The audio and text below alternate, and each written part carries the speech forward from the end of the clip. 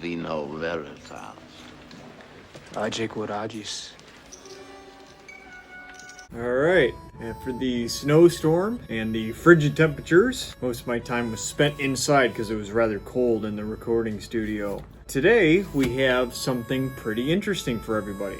Hello everyone and welcome back to St. Andrew TV. My name is Andrew, and if you're anything like me, you have probably seen the movie Tombstone at least a dozen times. I've been to Tombstone, I've been inside the Birdcage Theater, and I've learned a lot about the events that inspired the movie Tombstone. Obviously, it was Hollywoodized a little bit, but it stayed true to most of the events that happened during the Earps and the Cowboys' time in Tombstone. Now, from the title of this video, you probably know what I'm going to talk about, but it was the Latin duel inside the Oriental Saloon between Johnny Ringo and Doc Holliday. Now, I looked into it a little bit, and it was not uncommon for schools at the time to teach Latin to their students. That being said, a good portion of citizens were not classically educated, therefore not a lot of people knew how to read and write. So a well-read individual could sound a little bit more intelligent to his or her peers. So let's get the easy one out of the way first. Doc Holliday was a very well-educated man. He went to the Valdosta Institute.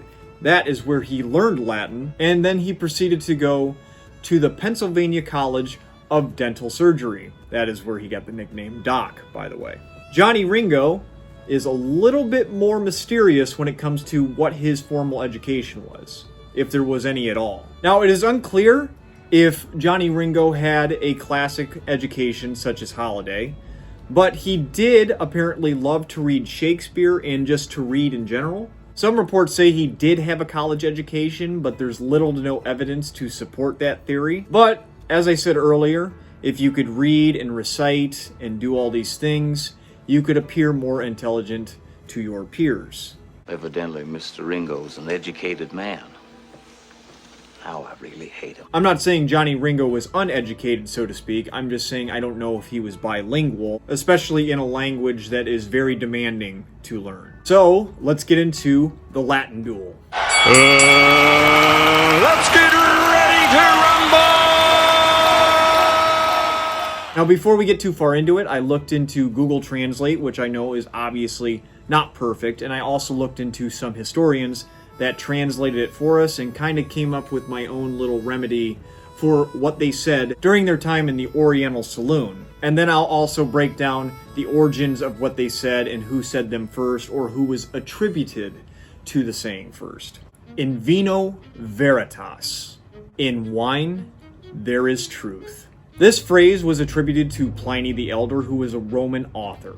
Basically, what this phrase means is when you drink, you are more likely to share your thoughts and your feelings, and more likely to be truthful. Agi quagis. Agi quaj. Do what you do just has the ag at the end, or come as you are if you add the is. Now, I've seen various different ways of the saying being translated, so I think the decision on what that actually means is do what you do. But Ringo says this as in to say, do what you do and do it well. Concentrate at the task at hand. Credat Judaeus appella non ego. Let Appella the Jew believe, not I. This one has a lot to unpack. First of all, this was a quote by the old Roman poet Horace, and this was in the Book of Satires. This was Book 1, Satire 5, lines 100 and 101. Basically, the meaning behind what let Appella the Jew believe, not I, is Horace was just using the name Appella as a name for somebody who is ready to believe anything. And basically what it means is people were telling other people that miracles were happening and other outlandish things that were hard to believe, but people were more than willing to start believing them. The 21st century version of this would be, tell it to somebody else, not me, I'm not interested. Luventus statorum register. Youth is the teacher of fools. This basically means don't bite off more than you can chew. Basically, the 21st century translation to that would be like stay in your lane. If you're picking a fight with somebody who's, 5 inches taller than you and has 50 pounds on you, you're probably going to want to, stay out of it. So let's move into the last one. In pace requiescat.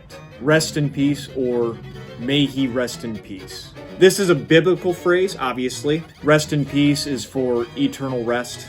In many religious denominations, Doc probably responded with such a thing because he was letting Johnny know that, you know, you try something, I'm gonna kill you. Which in the movie he did, but the speculation of if he actually did is up for a hefty debate. So I'm gonna run through all the English translations with a picture of Doc and a picture of Ringo, so you can hear what they say in English. In wine there is truth. Do what you do. Let Apella the Jew believe. Not I. Youth is the teacher of fools. May he rest in peace.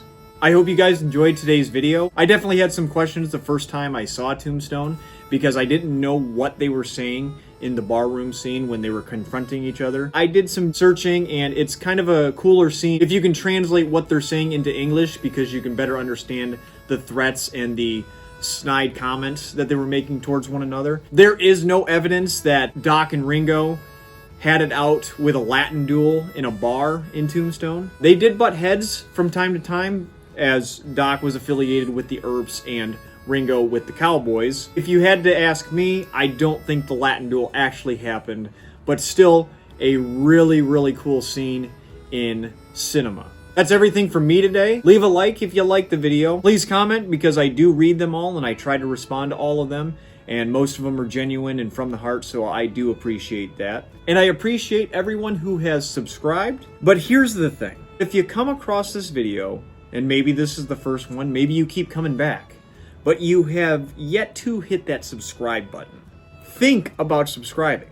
And in the words of Doc Holliday, You're daisy if you do.